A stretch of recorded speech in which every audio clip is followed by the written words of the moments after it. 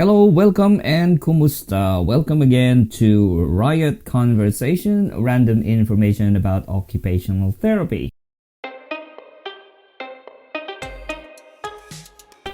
Today I am going to talk about processes or the questions that you need to ask yourselves so that you can be quicker in seeing a patient or managing a ward.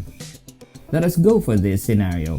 Imagine scenario where you don't know the ward, you don't know what's happening, and you get given a handover sheet and you have a list of names of people, and you can see that there is a list of things that occupational therapist was doing. The challenge there for me is that I do not know whether I should be reliant on that. If you want to rely on some things, what is really essential is that you look at the notes and you see the person. So what are the few things that you need to ask? So the question of who is the first question. Who are the people that you need to see?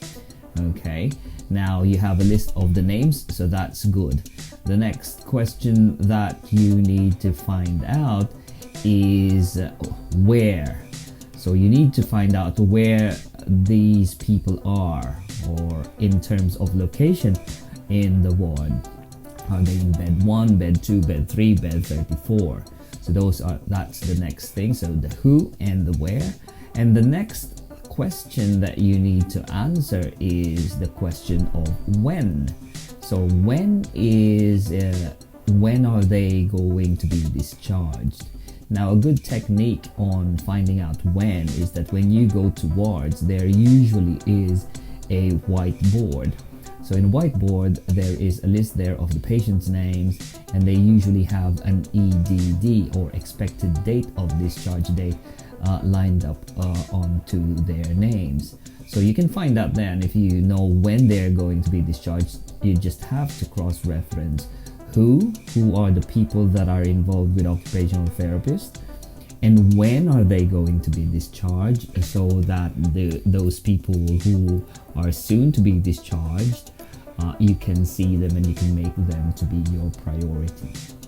Okay, and then the next thing would be where are they located. So now you have already the plan of the who, where, and when, and who to prioritize. Okay, so you can go and see the patient next. And when you see the person next is the question of what needs to be answered. So what is the reason why they are in the hospital, or what do they need you for, or what is the condition, what is the situation where they're in.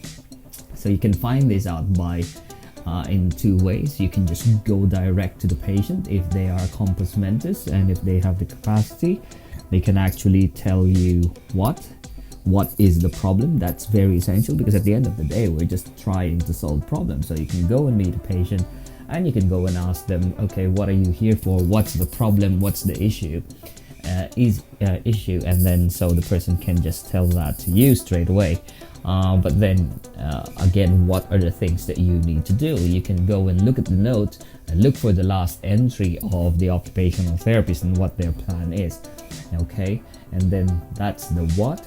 And then the last question is how, meaning how you are going to implement that intervention.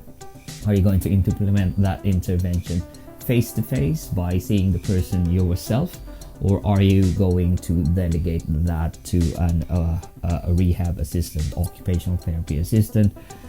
So yes, those are the few questions. Once you have that, that's quite straightforward. So in summary, I would have a list of the name of the persons, go to the whiteboard. I would look at those who are involved with occupational therapist. Usually it's cross-referenced, that there's a tick next to the name of the person, and I'd find out when the discharge date is. And it's through this that I would be able to prioritize who the person, which persons I needed to see. And then from there, we can then find out what needs to be done and how are we going to implement it. So that's it. Thank you so much for listening to this Riot podcast, which stands for, this would have been a rollicking information about occupational therapy. Cheerio! Until next time. Bye!